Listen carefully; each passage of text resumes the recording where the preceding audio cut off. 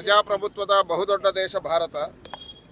ಇವತ್ತು ಆ ಉತ್ಸವದ ಎರಡನೇ ಹಂತದ ಮತದಾನ ನಮ್ಮ ರಾಜ್ಯದಲ್ಲಿ, ನಮ್ಮ ಲೋಕಸಭಾ ಕ್ಷೇತ್ರದಲ್ಲಿ ನಡೆದಿದೆ. ಇಡೀ ಜಿಲ್ಲೆಯಲ್ಲಿ ಇವತ್ತು ಮತದಾರರು ಉತ್ಸಾಹದಿಂದ ಮತದಾನ ಮಾಡುವಂಥದ್ದನ್ನು ನಾವು ಕಂಡಿದ್ದೇವೆ. ಎಲ್ಲ ಮತಗಟ್ಟೆಯ ಎದುರು ಜನ ಬಂದು ಕ್ಯೂ ನಿಂತಿರ್ತಕ್ಕಂಥದ್ದು. ಬೆಳಗ್ಗೆ ಒಳ್ಳೆಯ ರೀತಿಯಲ್ಲಿ ಮತದಾನದ ಕಾರ್ಯಗಳು ಪ್ರಾರಂಭ ಆಗಿದ್ದಾವೆ. ಈಗಾಗಲೇ ನಮ್ಮ ಕ್ಷೇತ್ರದ ಭಾರತೀಯ ಜನತಾ ಪಾರ್ಟಿ ಅಭ್ಯರ್ಥಿಯಾಗಿರ್ತಕ್ಕಂಥ ಬ್ರಿಜೇಶ್ ಚೌಟ ಅವರು ಮತದಾನ ಮಾಡಿ ಬಂದರೆ, ನಾನೀಗ ಮತದಾನವನ್ನು ಮಾಡಿದ್ದೇನೆ. ಇಡೀ ದೇಶದಲ್ಲಿ ಉತ್ಸಾಹವನ್ನು ಕಂಡಾಗ ಮತ್ತೆ ನರೇಂದ್ರ ಮೋದಿಯ ಸರ್ಕಾರ ರಚನೆ ಆಗುತ್ತೆ. 400ಕ್ಕಿಂತ ಹೆಚ್ಚು ಸ್ಥಾನಗಳನ್ನು ಈ ಬಾರಿ ಭಾರತೀಯ ಜನತಾ ಪಾರ್ಟಿ ಪಡೆಯುತ್ತೆ. ವಿಶೇಷವಾಗಿ ನಮ್ಮ ಜಿಲ್ಲೆಯಲ್ಲಿ ಇಡೀ ವಾತಾವರಣಗಳು ಭಾರತೀಯ ಜನತಾ ಪಾರ್ಟಿಯ ಪೂರಕವಾಗಿರ್ತಕ್ಕಂಥದ್ದು.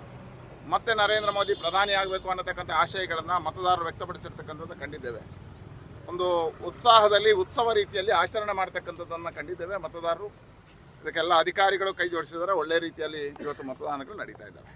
ಈ ಬಾರಿ ರಾಜ್ಯದಲ್ಲಿ ಎಷ್ಟು ಸ್ಥಾನಗಳನ್ನು ನಿಮ್ಮ ನೋಡಿ, 28 ಸ್ಥಾನಗಳಲ್ಲಿ ಬಹುತೇಕವಾಗಿರ್ತಕ್ಕಂಥ ಒಳ್ಳೆಯ ವಾತಾವರಣಗಳಿದ್ದಾವೆ.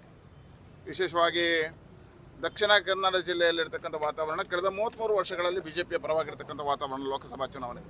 ಆದರೆ ಕಳೆದ 2 ಅವಧಿಗಳಲ್ಲಿ ನರೇಂದ್ರ ಮೋದಿ ಪ್ರಧಾನಿ ಆದ ನಂತರ ಮತ್ತಷ್ಟು ಅದಕ್ಕೆ ಗಟ್ಟಿ ಶಕ್ತಿ ತುಂಬತಕ್ಕಂಥ ಕೆಲಸ ಕಾರ್ಯಗಳಾಗಿದ್ದಾವೆ. ಇವತ್ತು ಅತಿ ಹೆಚ್ಚು ಮತಗಳ ಅಂತರದಿಂದ ನಮ್ಮ ಬ್ರಿಜೇಶ್ ಚೌಟ ಅವರು ಈ ಕ್ಷೇತ್ರದಲ್ಲಿ ಗೆಲ್ತಾರೆ. 28 ಕ್ಷೇತ್ರದಲ್ಲೂ ಭಾರತೀಯ ಜನತಾ ಪಾರ್ಟಿಯ ಪರವಾಗಿರ್ತಕ್ಕಂಥ ಒಲವನ್ನು ಕಂಡಿದ್ದೇವೆ. ಕಾಂಗ್ರೆಸ್ ಈ ಬಾರಿ ಮತ್ತೆ 33 ವರ್ಷಗಳ ಬಳಿಕ ಜಯಗಳಿಸುತ್ತೆ ಅಂತ ಹೇಳ್ತಾರೆ. ನೋಡಿ, ಅವರು ಎಲ್ಲ ಚುನಾವಣೆಗಳು ಇಂತಹ ವಿಶ್ವಾಸವನ್ನು ವ್ಯಕ್ತಪಡಿಸಿದ್ದಾರೆ. ಆದರೆ ಈ ಜಿಲ್ಲೆಯ ಜನ ಯಾವತ್ತೂ ಭಾರತೀಯ ಜನತಾ ಪಾರ್ಟಿಯ ಕೈ ಬಿಟ್ಟಿಲ್ಲ.